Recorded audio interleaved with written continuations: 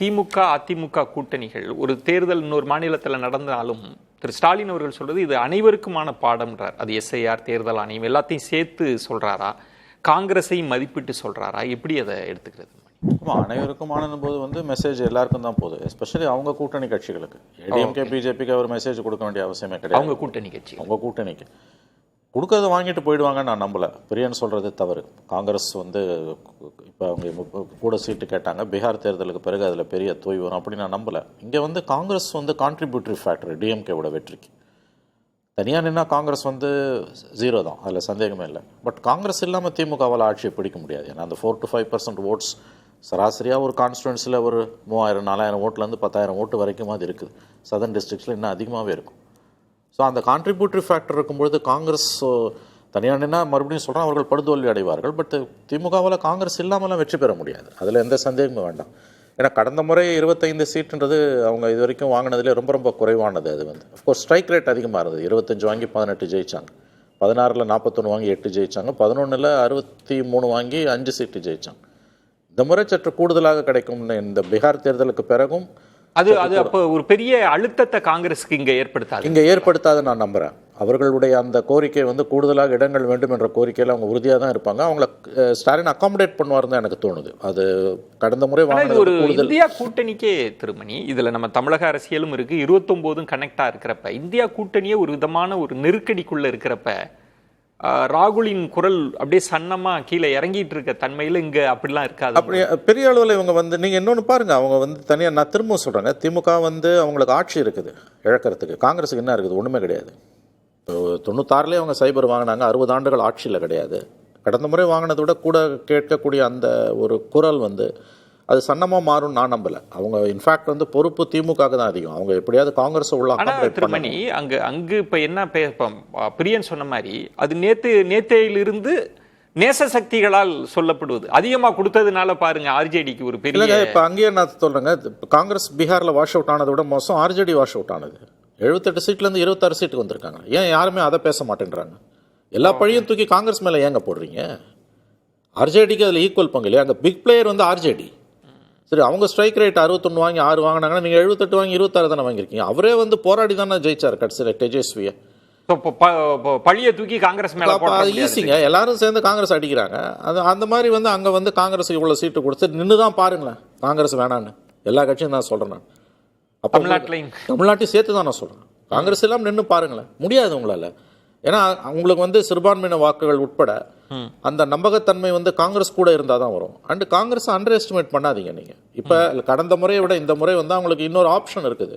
அது ஒரு untested player தான், ஓட் பேங்க் என்னன்னு தெரியாது, சேர்ந்தா அது விளங்குமான்னு தெரியாது. பட் ஸ்டில் அவங்களுக்கு ஒரு ஆப்ஷன் இருக்குது. பிரசாந்த் கிஷோரோட முடிவு அவங்களுக்கு பார்த்துருக்காங்கல்ல, அவரு பெரிய நம்பிக்கையை விதைச்சார். அவர் போகிறப்ப என்ன சொன்னார்னா, பீகார் தேர்தல் முடிவு வெற்றியோடு இங்கே மீண்டும் தாவேக்காவை வழி நடத்துவேன், ஆலோசனை கொடுப்பேன்லாம் சொல்லிட்டு போனார். அதெல்லாம் யோசிக்க மாட்டாங்களா? அதெல்லாம் எனக்கு தெரிஞ்சு இல்லைங்க. சி கொஸ்டின் இஸ் தட் அவர் முதலமைச்சர் அவர்கள் கொடுத்துருக்க ஸ்டேட்மெண்ட் ப்ராப்பர் ஸ்டேட்மெண்ட்.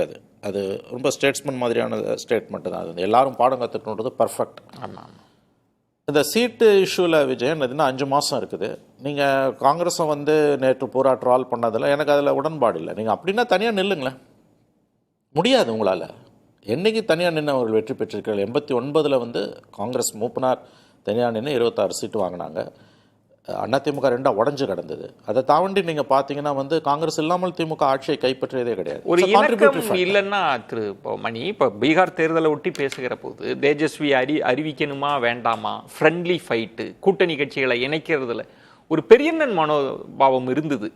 அது தமிழகத்துல எல்லாம் அந்த தன்மை இருந்ததுன்னா அவ்வளவுதான் அப்படின்றது. தமிழ்நாட்டில் அதுக்கு வாய்ப்பு இல்லையாங்க. எங்கள் ஸ்டாலின் அவர் தான் தலைவர், அவர் தான் முதலமைச்சர் வேட்பாளர், அவர் தலைமையில் தான் திமுகவும் கூட்டணி கட்சிகளும் தேர்தலை சந்திக்க போகிறாங்க. ஆம்பிகுட்டிக்கே இடம் இல்லை அங்கே. உங்களுக்கு தேஜஸ்வி யாதவ் வந்த மாதிரிலாம் இங்கே எந்த விதமான சிக்கலும் இங்கே வரப்போறதே கிடையாது. உங்களுக்கு அந்த நெருக்கடியெல்லாம் தரமாட்டோம். அதெல்லாம் ஒன்றுமே இடங்கள் கூட கொடுப்பாங்க. ஐ திங்க் ஸ்டாலின் அவர் இன்க்ளூசிவாக இருக்கிறதால அவர் அதை அகாமடேட் பண்ணிப்பார். இந்த தேர்தல் முடிவுகள் இங்கே கூட்டணியை விட்டு காங்கிரஸ் விலகணும்லாம் நான் சொல்லலை. அதுக்கெல்லாம் வாய்ப்பே கிடையாது. அதுக்காக பேர வலிமை குறைஞ்சிருச்சுன்னு சொல்ல, பேர வலிமை குறையலன்னு நான் நம்புறேன். ஓகே, அது என்னுடைய பாயிண்ட். ஏன்னா நீங்க எல்லாரும் போட்டு காங்கிரஸ் தான் அடி நடிக்கிறாங்க. வேண்டான்னு சொல்லிட்டு போங்களேன். மற்ற அத்தனை கட்சிகளை நீங்கள் கூட்டு சேர்த்தீங்கனாலும் காங்கிரஸோட இடத்த உங்களால் எட்டு நிரப்ப முடியாது. ஏன்னா அது ஒரு நம்பகத்தன்மை உள்ள ஒரு, ஃபார் எக்ஸாம்பிள் மைனாரிட்டிஸ் ஓட்ஸ். இப்போ காங்கிரஸ் கூட இருக்கிறதால தான் அந்த கூட்டணிக்கு மைனாரிட்டிஸ் ஓட்ஸ் வருது. நான் திரும்பவும் சொல்கிறேன், உங்களுக்கு வந்து அது கான்ட்ரிபியூட்டரி ஃபேக்டர். அவங்களோட ஓட்டுகளால் அவங்க ஜெயிக்க முடியாது. பட் திமுக வெற்றிக்கு அவங்க தான் பெரிய அளவில் துணை புரியுது. இன்னொரு இப்போ திமுக கூட்டணி பேசுகிற மாதிரி இப்போ பீகார் தேர்தல் முடிந்த பிறகு இப்போ நம்மளே பல நேரங்களில் பேசுகிறப்ப பாஜகவின் கண் வந்து தமிழகம் நோக்கி திரும்புகிறது. இந்த பிரம்மாண்ட வெற்றிக்கு பிறகு அவங்களோட அணுகுமுறையில் ஏதாவது மாற்றம் இருக்கு? பெரிய அளவில் மாற்றங்கள் வரும். ஒரு பக்கம் விசாரணை அமைப்புகளை ஏவி விடுவார்கள். அமலாக்கத்துறை, சிபிஐ, வருமான வரித்துறை, குறிப்பாக அமலாக்கத்துறையின் அருட்கண் பார்வை இங்கே படும், அதில் சந்தேகமே வேணாம். ஆல்ரெடி சில அமைச்சர்கள் வந்து ரேடாரில் இருக்காங்க. அது ஒன்று. இன்னொன்று, பொலிட்டிக்கலி வந்து ஏடிஎம்கேவை ஒன்று சேர்ப்பது, மற்ற கட்சிகளை ஒன்று சேர்க்கக்கூடிய வேலையை இறங்குவாங்க. இப்போ இந்த வேறு சில கட்சிகள் இந்த ஆம்பிகுட்டியில் இருந்தாங்க இல்லையா, தேமுதிக, பாமக, அவங்கெல்லாம் வந்து இப்போ அதிமுக பாஜக கூட்டணியை நோக்கி நகருவதற்கான வாய்ப்புகள் அதிகம் உங்களுக்கு. ஸோ அவங்களுக்கு ஒரு கேம் பிளான் இருக்குது, நிச்சயமாக இருக்குது. வெஸ்ட் பெங்கால் தான் டார்கெட்டுன்னு பிரதமர் மோடி சொல்லியிருக்காரு. பட் தமிழ்நாடு வந்து அவ்வளோ சீக்கிரமாக விட்டுற மாட்டாங்க. ஏன்னா நேற்றைய ஸ்பீச்சில் வந்து இங்கே என்டிஏக்கு வந்து அது இந்த வெற்றி வந்து தமிழ்நாட்டில் ஒரு உற்சாகத்தை கொடுத்துருக்குன்றது அது உண்மை. ஒரு உளவியல் ரீதியான ஒரு உத்வேகம், அது சைக்கலாஜிக்கல் ஒரு பெனிஃபிட். அது கண்டிப்பாக வந்து அவங்களுக்கு இப்போ ஏடிஎம்கேக்கு சோர்வாக இருந்த ஏடிஎம்கேக்கு வந்து அது வந்து இப்போ பிஜேபி அங்கே ஜெயிச்சது, என்டிஏ ஜெயிச்சது, அவங்களுக்கு வந்து ஒரு அட்வான்டேஜ் தான் அது. அதனால் இந்த முடிவுகள் வந்து என்டிஏக்குள்ளேயும் வந்து கண்டிப்பாக வந்து மாற்றங்களை ஏற்படுத்தும். அவங்க கண்டிப்பாக ஒரு அப்பர் ஹேண்டோடு தான் உள்ளே வருவாங்க. ஒரு சைக்கலாஜிக்கல் அட்வான்டேஜ் இருக்குது அவங்களுக்கு பீகாரை ஜெயிச்சது. அதுவும் இந்த அளவுக்கு வந்து ஒரு சுனாமி மாதிரியான விக்டரி இது. தமிழக தன்மைக்கு அது பொருந்துமா? பட் அதாவது விஜயன் பொருந்துதான்றது பர்செப்ஷன், பொருந்துதா இல்லையான்றது ஒட்டியை திறக்கும் போது தெரியும் நமக்கு. பட் ஃபர்ஸ்ட் நீங்கள் வாரிலையும் பாலிடிக்ஸ்லையும் பர்செப்ஷனில் ஜெயிக்கணும். பர்செப்ஷனில் ஒரு அப்பர் ஹேண்ட் எடுக்கிறாங்க அவங்க. பட் இது எல்லாத்தையும் விட முக்கியமாக நம்ம பார்க்க வேண்டியது முதலமைச்சருடைய ஸ்டேட்மெண்ட்லேருந்து இன்றைக்கி நான் அவருடைய செய்தியிலேருந்து பார்ப்பது எல்லாருக்குமான செய்தின்றது ஐ திங்க் எஸ்ஐஆர் ஒரு பெரிய சிக்கலாக வந்துட்டு இருக்கு. தமிழ்நாட்டில் எல்லா கட்சிகளும் கவலைப்பட வேண்டியது எஸ்ஐஆர் தான். அவங்களுக்கு எல்லாரும் மெல்ல மெல்ல கவலைப்பட ஆரம்பிக்கிறாங்க. பெரிய அளவில் சிக்கல் இருக்கு, பெரிய அளவில் சிக்கல் இருக்கு. இப்போ 20 என்னைக்கு 4ஆம் தேதி ஆரம்பிச்சு இன்னைக்கு 10 நாள் ஆகுது. பல இடங்களுக்கு இன்னமும் போய் சேரல. அந்த பூர்த்தி செய்யறதுலேயே பல பிரச்சனைகள் இருக்கு. பிஎல்ஓஸ்க்கே தெரியல.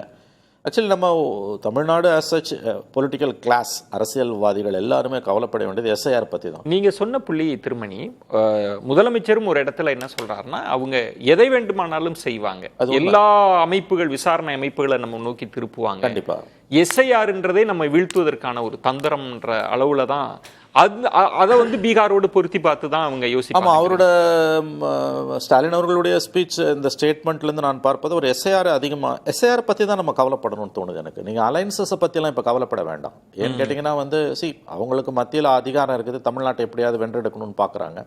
பட் இவங்க இந்தியா கூட்டணியை பொறுத்த வரைக்கும் திமுக கூட்டணியில் பெரிய அளவில் சிக்கல்கள் வராதுன்னு நான் உறுதியாக நம்புகிறேன். இந்த பீகார் எலெக்ஷன்ஸ் வந்து அவங்களுக்கு வந்து ஒரு பெரிய பாடத்தை கற்றுக் கொடுத்துருக்கோம். எப்படியாவது பிஜேபியை தடுக்கணுன்றத நோக்கமாக இருக்கும். அதனால கிவ் அண்ட் டேக் இருக்கும் அதில். பட் த பிக் இஷ்யூ வந்து எஸ்ஐஆர். பிரியன், எஸ்ஐஆர்ன்ற இஷ்யூ அதை தான் எதிர்கட்சிகள்லாம் ராகுல் காந்தி அதை தான் சுட்டி காட்டுறார், எங்கள் வெற்றி தட்டி பறிக்கப்பட்டிருக்குன்னு. ஸோ பீகார் தேர்தல் முடிவுன்றது இங்கே உள்ளுக்கு பல கட்சிகளுக்கு இந்த எஸ்ஐஆரை வச்சு கலக்கத்தை ஏற்படுத்தியிருக்கு. இல்லை, பீகாரில் வந்து எஸ்ஐஆரில் என்ன நடந்ததுன்னு நமக்கு இதுவரையும் தெரியாது. சுப்ரீம் கோர்ட்டில் அந்த கேஸ் போயிட்டு இருக்கும்போதே இவ்வளோ பேர் 65 லட்சம் பேர் நீக்கினாங்கன்ற வந்தபோது, 21 லட்சம் பேர் சேர்த்தாங்கன்னு வந்தபோது பர்டிகுலர்ஸ் கேட்டாங்க. அந்த பர்டிகுலர்ஸ் கேட்டு இவங்க கொடுக்கறதுக்குள்ள என்னாச்சுன்னா, எலெக்ஷன் நோட்டிஃபிகேஷன் வந்து இஷ்யூ வந்து சைட் ட்ராக் ஆகிடுது. கேஸ் போயிட்டு இருக்கே தவிர எக்ஸாக்டாக என்ன நடந்ததுன்னு தெரியாது. யாரை நீக்கினாங்க, எந்த ஓட் பேங்க் தனக்கு ஓட்டு போடலையே அவங்க நீக்கினாங்களா தெரியாது. நீ சீதாஞ்சல் ஏரியாவில் வந்து ஒரு 6 கான்ஸ்டியூன்சி 7 கான்ஸ்டியூன்சி இருக்குது. அது 5 இடத்துல வந்து ஓவைசி வின் பண்ணியிருக்காரு. அப்போது முஸ்லீம்கள் அங்கே வின் பண்ணியிருக்காங்க, முஸ்லீம் ஓட்டில் அவர் வின் பண்ணியிருக்காரு, இல்லை ஹிந்துஸும் ஓட்டு போட்டு வின் பண்ணியிருக்காருன்னா எக்ஸாக்டாக இப்போ 65 லட்சம் பேரில் சேர்த்தது எவ்வளோ பேருன்னு தெரியாது. என்னுடைய பாயிண்ட் என்னென்னா வந்து பீகாரில் எஸ்ஐஆரில் ஏதோ ஒன்று நடந்திருக்கு சார். பட் எக்ஸாக்டாக என்ன நடந்ததுன்றது அங்கே இருக்கிறவங்களுக்கும் தெரியல, சுப்ரீம் கோர்ட்லையும் தேர்தல் கமிஷன் சொல்லலை. ஆனால் இந்த எஸ்ஐஆர் தமிழ்நாட்டில் வந்து நடக்கிறதுக்கான வாய்ப்புகள் இருக்கான்னா, இங்கே வந்து கட்சிகள் கொஞ்சம் விஜிலண்ட்டாக இருக்குது. குறிப்பாக திமுக போன்ற கட்சிகள் விஜிலண்ட்டாக இருக்குது, திமுக கூட்டணி கட்சிகள் விஜிலண்ட்டாக இருக்குது, ஏடிஎம்கேவும் சில பகுதிகளில் விஜிலண்ட்டாக இருக்கலாம், சில பகுதிகளில் ஆக்டிவாக இல்லாத இருக்கலாம். அதனால் எஸ்ஐஆர் வந்து இவங்க கொண்டு வந்ததே எதுக்காகன்னா வெஸ்ட் பெங்காலுக்காக தான் கொண்டு வந்தாங்க. அதுதான் அவங்க நோக்கம். 71ல் வந்து 71க்கு முன்னாடி அகதிகள் நிறைய பேர் வந்தாங்க. சரி, ஹிந்துஸும் வந்தாங்க, முஸ்லீம்ஸும் வந்தாங்க. வெஸ்ட் பெங்காலுக்கு வந்தாங்க, பெங்காலி பேசுறவங்க தான் 2 பேருமே. அங்கே வந்து ஹிந்துஸும் முஸ்லீமும் அங்கே செட்டில் ஆகி அங்கே ஓட்டர் கார்டு ஐடி வாங்கி எல்லாம் ஓட்டெலாம் வாங்கிட்டாங்க. ஆனால் என்ன பிரச்சனைன்னா, இவங்க சிஏஏ திருத்த சட்டம் கொண்டு வந்தாங்கல்ல, அதில் வந்து ஹிந்துஸ்க்கு மட்டுமே சிட்டிசன்ஷிப் கொடுக்குறாங்க. அப்போ பங்களாதேஷில் இருந்த முஸ்லீம்ஸ் இருக்காங்கல்ல, அவங்க திருவண்ணாமலைக்கு இந்த காலகட்டத்தில் ஓட் பேங்க் அந்த ஹிந்துஸை வந்து ஓட் பேங்கா சேர்த்து முஸ்லீம்ஸை வந்து ஓட் பேங்க்ல இருந்து எடுக்கணுன்றதான் பாயிண்ட். அதுலதான் வந்து அவங்க ஒர்க் பண்றாங்க. தமிழ்நாட்டை பொறுத்த மட்டும் பீகார்ல எஸ்ஐஆர் என்ன பண்ணிதுன்னு தெரியாது, ஆனா ஏதோ ஒரு பாதிப்பு உண்டாக்கி இருக்கு. தமிழ்நாட்டில் அவங்க எதிர்பார்க்கிற அளவுக்கு பண்ண முடியாது என்பது என் கருத்து. வெஸ்ட் பெங்கால்ல பண்ணுவாங்கன்றது என் கருத்து.